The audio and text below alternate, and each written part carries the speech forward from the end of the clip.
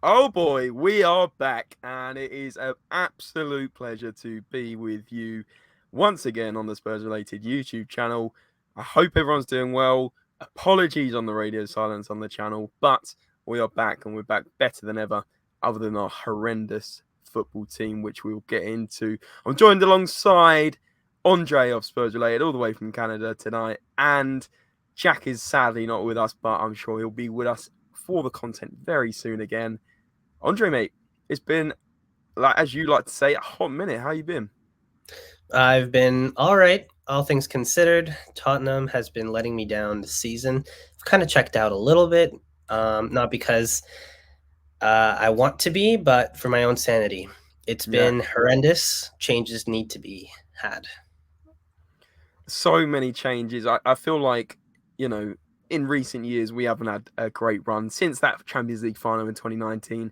A lot of things have gone wrong for Tottenham, but I really do feel like this is the time from recent history where we have been in the absolute trenches completely. I mean, it looks like we're going to finish eighth or ninth, and I hope we finish eighth or ninth. That's how bad it's got. I don't want Europa Conference League, and I'm sure a lot of fans will be feeling the same. Let us know if you want Europa Conference League or whether you'd rather finish outside of the top seven. Let us know in the comments. But today, as you can see by the title of the video, we're going to be talking about Arne Slot of Feyenoord, the Feyenoord manager. That is the front runner for the Spurs managerial position. And we have gone 2 to 3 months now without a manager. Antonio Conte obviously got sacked back in, 2 to 3 months ago. And it is incredible how we haven't made a move yet. Ryan Mason's been in charge since then. Obviously, we had Stellini in charge at the start, which was basically the replica of Conte, wasn't it, Andre? Yeah, I mean, I didn't see much in it, to be honest. When they kept Stellini in, I was like, he's just gonna do what Conte does, right? He's the Mm, assistant coach, right? He's just doing the things that Conte says. So it's the yeah. same thing, except maybe paying less, if that. But clearly that didn't last long because that defeat just that was it. I know, exactly. I mean, I think his first game in charge, it was when Conte was ill, and he beat Man City 1-0. And that is the last team to beat Manchester City after they went on a 13 win streak in the Premier League. It is absolutely crazy. And obviously, guys, 3 minutes into the podcast, we're back.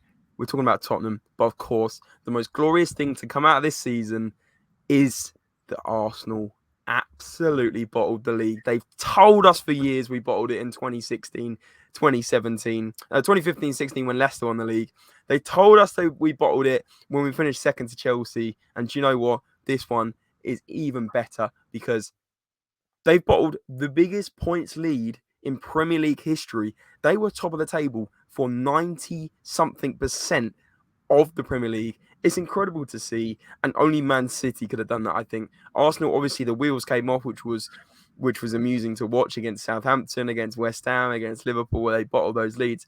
But also, it's absolutely incredible because Man City had to just keep winning, and they haven't stopped since we beat them. And I just think Doctor Tottenham, reverse psychology. They got smashed by Spurs. I say smashed 1-0, but an absolute, shithouse result. And since then, they've gone on to win 13 in a row. It's just incredible, isn't it, Andre? Well, yeah, I think so. It's also lessons to be learned from our end that you have to trust the Mm. process. You need to bring in a manager that you believe in his system, give him what he needs. Yeah, Arsenal had to really got humbled for a few seasons. One season they didn't even have European football, they got and humbled. look where they are now, Yeah, investing in exactly. young players, putting the money in, and that's kind of what we need to do now. We need to realize that we're in a position where we need a overhaul of the team. Mm. Not to say that any particular player needs to go of in terms of like the ones that we always want to stay, but whatever. If we do bring a Slot, he needs to just have the support from us and from Daniel Levy. No penny pinching. No, if he asks for a player, don't try and find. I would hope that they wouldn't try and find a cheaper solution. Just get the one that he wants. I mean, we've seen it time and time again, haven't we? I mean, apparently, I saw a story today. I don't know how true. It's from a Man United page and a decent source. I think it was the Athletic. And apparently Spurs did want Eric Ten Hag in 2021 when we could have replaced the manager there, which was at that point, which was, of course, Jose Mourinho. And then we got Nuno, and then we obviously got Conte a few months later. And Eric Ten Hag, it's almost like we've gone for a similar manager if we're going for Slot. Eric Ten Hag, obviously coming out of the Dutch league, um, and very, very similar kind of managers. But also at the same time, we then messed around before that, the season before, with getting Conte in, and then obviously we got him in 2021. But we wanted him when Poch got sacked as well. So, we know we've talked about so many different managerial options for this role. We talked about Company. He's now signed a long-term contract at Burnley. We've talked about Xabi Alonso. Apparently, he's committed to Bayer Leverkusen. We've talked about all these other younger managers, but it seems like Arne Slot, pretty young manager. But then for me anyway, and I think it might be a separate video, but Julian Nagelsmann, the club have sort of semi come out with this sort of not direct statement, but the rumor is that we went for Julian Nagelsmann, and he doesn't want to get on board with a team with no sporting director at the moment because obviously Paratici is no longer with the club, and what happened there with his sanctions. So, Julian Nagelsmann is clearly waiting out for that big job, and I think he's waiting out for Real Madrid because I think Carlo Ancelotti will come out of Real Madrid. But I'm digressing a bit. Let's talk about Arne Slot. Well, let's talk about him then. In terms of what he's done with Feyenoord, it's amazing, and it makes sense that we would want to go for someone like that, someone who has taken a team that I don't even think they were in. They didn't get past the group stage in the Europa League since like 2006, and then he took them to the final. Incredible. So I mean, he took them to the final in the Conference League. Sorry, just making that, clarifying that. And then, this season he took them to the quarterfinal, Roma being the team that they're being with Mourinho, both in the Conference League last season where they lost in the final to Mourinho, and then this season where they lost to Mourinho in the quarterfinal. But it shows the improvement. The fact that they were in the Eredivisie, they were 5th with 59 points, about 29 points behind Ajax in the season before he showed up. Then in the first season, he showed up 3rd place, 71 points, 12 points behind Ajax. And now they win the league. Still, a couple more, I think it's one more game to go, if I remember that correctly. 82 points right now. Yeah, 10 points above PSV, the runner-ups. Yep. So it shows you every season they've been doing things. And there was an overhaul of that team too. I'm pretty sure there were only 4 from the starting 11 from his first season to the second season because so many of those players were doing so well that other teams took them. Yeah. So it's almost like we have the opposite problem. If he was to come in, he has the opposite problem. He needs to get rid of players, not because they're doing well, because the players are doing so badly. We've got so much dead wood in this squad. And I say it again, guys, we're doing another video about who should go out of the team, who should come into the team. But I also want to stress that if Arne Slot comes in, and also the sporting director that comes in, they have a hell of a job on their hands with this Tottenham team. I mean, when I say we're in the trenches, I really mean it. And some fans might think, Tottenham, you're 7th, 8th, or 9th. Stop complaining. There's an expectation with Tottenham now that we should be finishing top 4 and bare minimum top 6. I mean, to not get Europa League even is a disgrace. There is teams that have progressed with very little money because they're well run above. I mean, you look at Brighton. They've got a fantastic chairman. They've got a fantastic recruitment system. They have finished 5th or 6th this season. They're going to be getting Europa League football for the first time ever in their history. And they have much less budget than us. So there is something severely wrong from top to bottom with Tottenham. Because how can you go from a club that gets Champions League final, top 4 consistently for the last 5, 6, 7 years, and then suddenly finish 8th or 9th with a team with Harry Kane up front, who, by the way, I don't think he should stay because I'm starting to feel so bad for him because everything around Harry Kane is an absolute disgrace other than Bentancur. Romero at times has had his rusty periods, but I would keep him. And then there's a couple of others. Pedro Porro, you've got to give time. Kulusevski as well. I think he hasn't had his best season. But everyone else, and I don't know if I'm being over the top, Eric Dyer, Davinson Sanchez, Tanganga, Oliver Skip. There is so many players that I've just rusted at this football club and just assumed they're going to be starting because we haven't got a resilient squad. We have no backup. And I'm going off on one because it frustrates me. But you know what I mean, Andre? Oh, yeah. I mean, by all means, I wasn't going to stop you. But Here's a good example, okay? When a Mm, coach, he knows the players he wants. So when he has them, they bring the best out of them. Eric Dyer, not that good.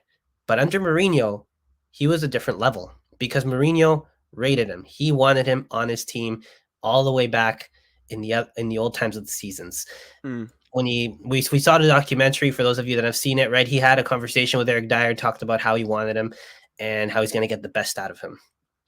What kind if a player is resilient, who doesn't want to hear that a manager's telling you like, I've been wanting you for time and now we're here. Let's do something amazing with this team, right? mm. So he brought something out of Eric Dyer. I don't know if Slot will do the same, but all I'm saying is that the players that we have is just a jumbled mess of previous seasons that other managers wanted them, and now we brought in other managers who didn't. Yeah. Right? He did well under Mourinho. When Conte came in, Dyer just wasn't the fit for him, and we kept him. They've overstayed their welcome. Sanchez, unfortunately, just has not fit with any manager so far. Whether that means he's not that good of a player, that's up for people to decide. But so far, we've had 4 managers in, and none of them have really brought in Sanchez. And when they've tried to, he's just ended up on the bench after a few mistakes. So it's just about selling the players that don't fit the system that the manager doesn't want, and bringing in new, fresh blood, and trying to keep the ones that do work. So, for example, Emerson, same thing. You brought him in for a Nuno system, or sorry, I think he was playing 4 at the back, right? Emerson's a right back. I've been saying this Yeah. for time. Then he brought in Conte, who wants 5 at the back or 3 at the back plus wing backs. And Emerson doesn't play that. So he struggled for a while. Then he had one game where it was really good. Then he would continue to have bad games. But then when he plays for Brazil, he's fine. So to me, it just shows that you need to just respect the manager you bring in and know that there are players who maybe are pretty good that might have to also go. But, you got to sell them. You got to move on and bring in other players. That's what Feyenoord did. They sold a lot of their good players because they could make money off of it. And then Arne Slot was like, all right, bring me this player, bring me that player. And look where they are now. But Andre, it's not. I mean, it's not just Feyenoord without digressing to other Dutch clubs. You look at Ajax, you look at PSV. Year in, year out, they lose their best players to these other European teams in the likes of England, Spain, France, Germany. They attract these players overseas, and they still are a club that challenge in Champions League, they challenge in the Europa League and the Conference League because they have this system above that works where they get in youth or they get in players that they see at a young age and they buy them from, the likes of a Hungarian league or Brazilian league because they see these players have potential. And it's like Tottenham have been missing this for so many years. We've had Dane Scarlett on the books for ages, by the way, just scored from England under 20s. And he's our star boy. And we've also got, obviously, Jamie Donnelly, who's doing really well in one of the youth teams for Tottenham, won the Premier League Cup for the under-17s, and the under-18s also won as well. But the thing you've got to also think is Tottenham don't have many players from overseas in the academy. Most of them are English. The ones that we do end up getting from overseas at an early age seem to get moved on. Like, you look at the youngster, I mean, Marcus Edwards. Yeah, English. He came through. Everyone thought he would be promising. We don't give him time. We don't bed him into the squad. And now he's smashing it for Sporting Lisbon. He absolutely annihilated us when we played in the Champions League group stages. He nearly scored an absolute wonder goal. And you think to yourself, he would be perfect off the bench. We've just got rid of Lucas Moura. So for me, Marcus Edwards would have been a great backup on the wing. And now we're talking about buying these players back. I mean, look at Nodi Madueke. He's gone to Chelsea. He went to PSV and he smashed it there because they give him time and they're a club that are progressive and don't just stick with the same stale team week in, week out, year in, year out. I mean, it's absolutely ludicrous. If you go through our outgoings in the last few seasons, we've got rid of far fewer players than we should have done. And we've brought in players that haven't really been properly researched. It's been a bit of a gamble. For example, Richarlison, 60 million. You can look back at the old videos. I was never convinced that he was going to work at Tottenham. Yes, it's only been, one season. But I don't think 60 million well spent there. I think we could have got 60 million for a very decent centre back that's young, that we can bed in and that can really progress. And I reckon we could have got even money out of that. If you buy from abroad and you buy sensibly, you can really, save a lot of money and spend wisely. We're playing Premier League tax. 60 million for a Richarlison is ridiculous. The guy, if he was over, if he played in the Dutch league or he played in another league, he would be worth 40, 30 tops. He's not a 60 million pound player. Let's be real about this. People say, "Oh yeah, R9 in the World Cup," and I actually got a bit excited because he was doing well in the World Cup. But he is poor. Let's be honest. I'm sick of defending these choices and these players that actually don't make sense to bring in for Tottenham. Yeah, I mean, look, Richarlison was a hit or miss. Even I was a little worried when I looked at the price tag. He was a guy that supposedly would bring you 10 goals a season, and he didn't do that. Whether it means that he didn't get played, He doesn't bring you one goal, mate. he didn't bring anything. Yeah, he scored one Premier League goal. Yeah, he's got to be unlucky. He's had a couple disallowed and he's taken his shirt off. The guy's got more yellow cards than goals. I mean, it's absolutely ludicrous. We're talking about an Eric Lamela V2, although I think Eric Lamela is actually a better footballer than Richarlison, genuinely. I mean, this is absolutely ludicrous. But Andre, I know you've got some stats to talk about, and we do want to keep this to a short video. Guys, if you are enjoying this content and you are enjoying us back, please smash the thumbs up and subscribe if you're new. We're going to bring TikTok content. We're going to bring Reels. It's all going to go on, and we're going to stay consistent for you guys. So we're here to stay this time, and thank you for bearing with us. So if you are here, big yourself up. But Andre, I know you've got some stats now, mate, so let's go over to that. Well, let's talk about the formations that he uses, right? He shifts between a 4-2-3-1 and a 4-3-3, all depending on what kind of team they're facing. Okay. Obviously, 4-2-3-1 is ideal for us because we always play 4-2-3-1 because of Kane. So, great. 4-3-3, would that work? Possibly. But that right wing side has always been a problem. Kulusevski has not done as good as he did last season, but who knows? Maybe Slot can bring something out of him. The thing is, really, I really hope that they sit down, they look at that squad that we have right now, including the players coming back from loan, and see which ones won't fit the system. And just, cut ties. Don't think about the nostalgia. Don't think about the emotion behind it. Just think of it strictly off of stats, right? What does this person bring? What does this player bring to this sort of system? If Slot says, you know what, he doesn't fit my system, then time to go. And you know what? You'll make your money back. I said that about Bergwijn, right? I remember you and Jack both slated me when I said Moura and Bergwijn needs to go, Bergwijn first. And you guys were like, no. And that's what we did. We got some money back. We got, I think, all our money back for it, which was totally fine. And then Moura has left on a free. So I knew that would happen. I knew that would happen because to me, it didn't look that there was any more improvement there. I feel bad for Moura. I feel like he should have gotten that final. That'll always be the debate of for our club. Is if he should have played that final. But we got to stop shooting ourselves in the foot. And by we, I mean Daniel Levy. I mean, look at this. We made the final and we benched the guy who got us there. We made the final for the Carabao Cup and we fired the manager who got us there a few days before it. Andre, do not get me started on this. So they just need to sit down, look at those players and see what fits the system. Who plays in a 4-3-3 properly? Who can play in a proper 4-2-3-1? Mourinho had a project with Skip and Skip was doing amazing, right? He sent him to Norwich. He was, I think, the player of the club there for that season. Then he came back and he was performing amazingly. Eric Dyer, he had a project for him. He was like the backbone of that defense, and we were playing really well. We were just a few players off from continuing into the next chapter, but we didn't do that. So this is what needs to happen. We need to have some patience. We need to just humble ourselves and realize that at the moment, top four, not a thing for us, maybe for a season or two. Just concentrate on getting a proper core squad that works for Slot, and then start working into those reinforcements, seeing what players work. Maybe some of these players who are out on loan might work for Slot. I don't know about Lo Celso and Ndombele. I don't know. Could be. Reguilon maybe, right? He still has to come back. Personally, Winks no. But anyways, so really looking into those kinds of areas. Right now, Slot, I think, has a contract till 2025, but he is really being sort of neutral on whether he's leaving or not. So it could be that we get him.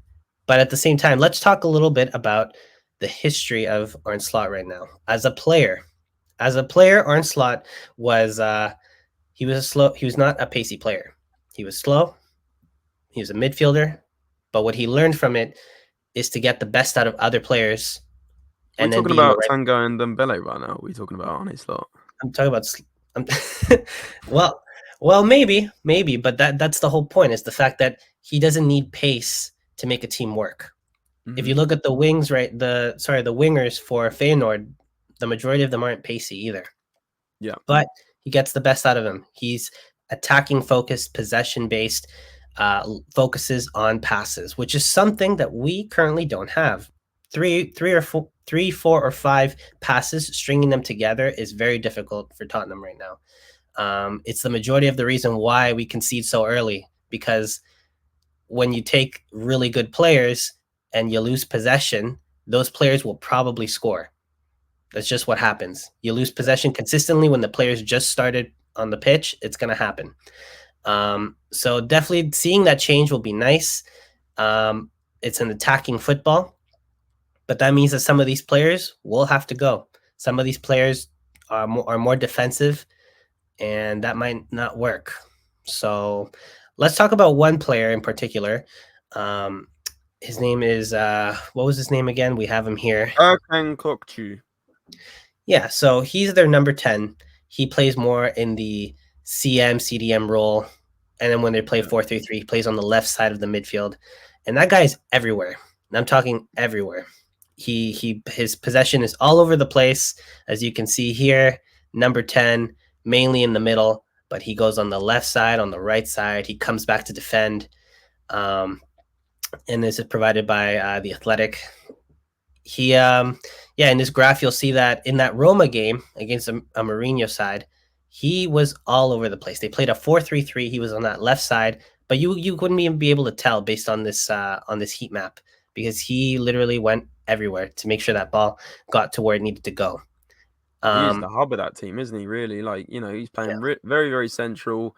He pivots back to help defensively, and also, he's all over the pitch. But most of his heat map here, as you can see, is right near the center circle, and that for me just reminds me straight away. I don't know how similar he is of a player to Christian Eriksen, but that is exactly what Christian Eriksen used to do, which was literally stay in that central role, come forward, and just ping the passes out wide. And, come and receive it if he needed to out wide and put in a great delivery. And this could be Eriksen's heat map back in the day for me, but I don't know how similar they are of a player, to be honest. Yeah, so I mean, we might have to bring someone like that in. I know we've been saying it for time that we have not replaced Eriksen. We've just brought in other players that can hopefully do something similar. So that might be the first thing that Tottenham does, is find an Eriksen type player to bring in that can create, but also just pass the ball along, find the empty spaces. Because if we're going to play a possession-based football with a lot of passing, then we need players who can pass, not players who, have to head back because we've lost possession. Yeah. That means instructions for certain center backs might change, right? I personally think, I've always said this, I think Romero goes up way too much. He needs to stay back. But especially if we switch to a back four, we cannot keep going up like that. Exactly. So it might be one of those things where Arne Slot might look at that defensive line and say, Romero, we need to find you another partner. Someone who's got a bit more of a captaincy type role, who can make sure to constantly keep Romero on the line. Don't come back up, don't go up, stay down. But also Romero might be less inclined to stay to go up if the midfield is doing their thing. Sure. Makes sense. I think you had one more graphic you wanted to talk about as well. Oh, well, yeah. We were going to talk about the SPI, the strength of Feyenoord's team that changed over time. From before he got there, when they were in the 60s, and now they're in the mid 70s. They've increased every year. Meanwhile, Tottenham has decreased. I believe they were at 72. Sorry, at 78 when the SPI last season, when they ended the season, and now we're down to 72. So the quality has just downgraded for us, while for Feyenoord, it has grown. and it's been more or less a consistent growth, not a few downs here and there. But as you can see, there was a huge uptick last season with a slight bit of an uptick in the next season, mainly because of all the changes that happened with the club. Yeah. That's kind of the same sort of idea we need to go for. Is I know Daniel Levy said we need an overhaul, or that we need to change. There's going to be a lot of changes. Make it happen. Don't be afraid to sell.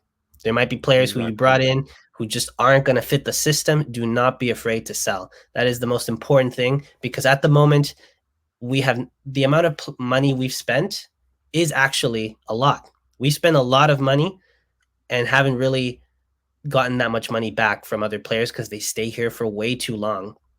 But at the same time, it's from his penny pinching that the players he brings in aren't very good. Take your 15 million for 2 different players you would have bought, combine it together and get yourself a better player. Exactly. 100%. And there is some dramatic changes needed this summer. And we're going to do a separate video focusing on who we should bring in, who we need to get rid of as well, which is, very, very important. Could name 10, 15 players, to be honest. But we know that realistically, we're not going to be getting rid of 15 players. But we'll do that in another video. So look forward to that. Smash in the comments what you guys think of these Arne Slot links. Do you think he'll become the Tottenham manager? And do you want him as the manager? And if not, who do you want as manager? Guys, as I said before, smash the thumbs up. Subscribe if you're new. Andre, fantastic stats and analysis today, mate. Guys, please do show your support for all the research that we do for these videos. And of course, like I said before, we are back. We are consistently uploading, and it's going to be a pleasure to be back with the SpursRelated Balls. It's been a while, and I'm absolutely buzzing to be back. I'm sure Andre is the same. Guys, that's all we've got time for. We'll see you very soon. And remember, as always, come on, you Spurs!